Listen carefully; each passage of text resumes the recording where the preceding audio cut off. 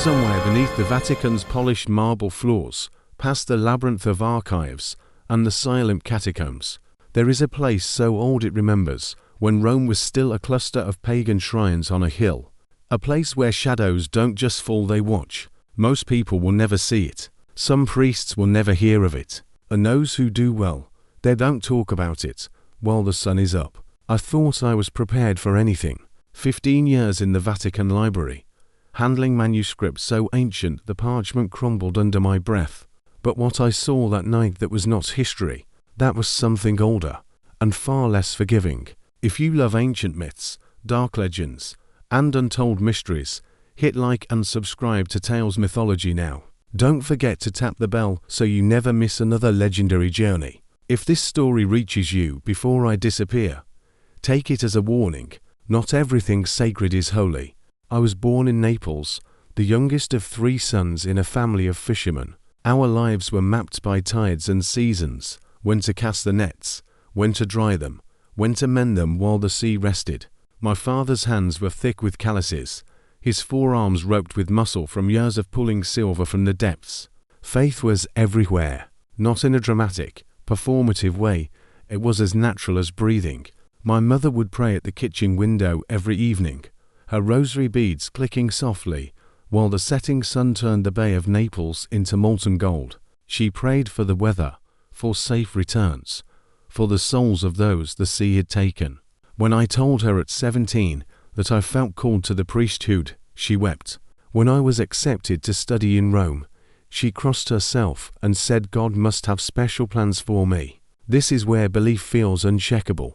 When you grow up inside a faith tradition that permeates every meal, every morning, every good night, you think there's nothing it can't protect you from. But faith, I learned, is like a ship, strong, but not unsinkable. The first time I stepped into the apostolic archive, I thought I had entered heaven. Marble floors so polished they reflected the candlelight like water, endless shelves of manuscripts, papal bulls, ancient letters, fragments of scripture in languages the modern world had forgotten. I specialized in early Christian history, the first few centuries, when the church was still finding its voice amid the vast Roman pantheon. My days were filled with Coptic fragments, Greek marginalia, and Byzantine theological debates. The Vatican Library holds documents that have never been seen by the public. Galileo's letters pleading his case, pagan rituals recorded in Christian handwriting, even texts rumored to describe miracles that never made it into the Bible. I believed all knowledge was good, that the truth, even when uncomfortable, ultimately served God. I was wrong. Some truths are buried not out of embarrassment, but because they are too dangerous to be spoken aloud. It was well past midnight when the knock came. 3 taps, pause, 3 more. When I opened the door, Cardinal Altieri stood there, a man I had seen only from a distance, always surrounded by hushed conversations that died the moment others approached. His face was pale and gaunt, as though sleep had been a stranger to him for decades. 2 Swiss guards flanked him, their uniforms less ceremonial now and somehow predatory. "Father Ferraro," he said, his voice a deep vibration more than sound. "Your expertise is required immediately." I dressed quickly. As we walked, the corridors changed from marble halls I knew well to rough, ancient stone passageways I had never seen. The air grew warmer, the light dimmer, the hum of the Vatican at night, the distant bells, the murmured prayers of sleepless clergy all faded, until there was only the echo of our footsteps. We passed iron-bound doors that looked centuries older than the city above. The walls seemed to swallow the light rather than reflect it. My throat was dry, my instincts warning me in ways I couldn't explain. In ancient times, Christian churches were often built over older pagan temples. Beneath the Vatican lie layers of history, Roman necropolises, Mithraic temples, and even earlier burial grounds. To walk here was to walk on the spines of civilizations. The smell was not incense, not dust, something older, metallic, almost like the air before a lightning strike, but deeper, as though the earth itself had been burned once and never quite forgot. We stopped before a door unlike any in the Vatican. Oak blackened with age, bound in iron bands green with corrosion.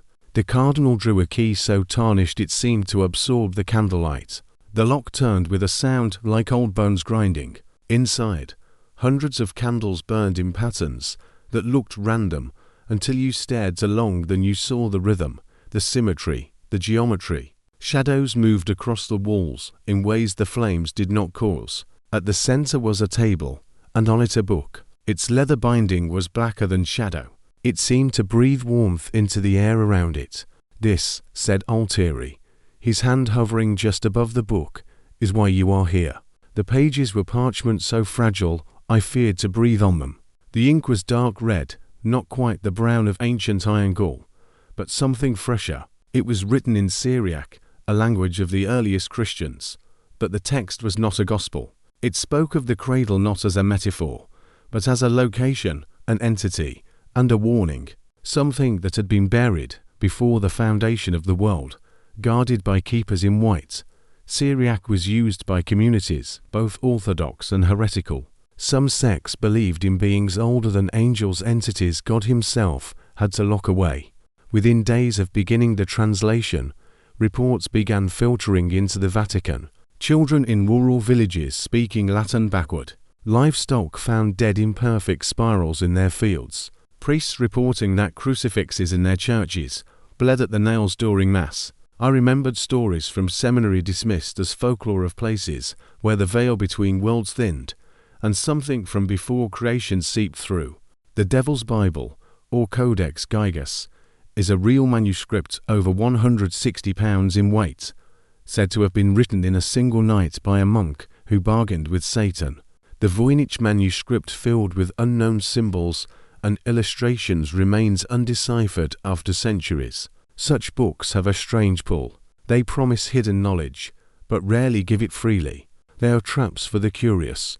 The further I translated, the more I noticed changes in myself.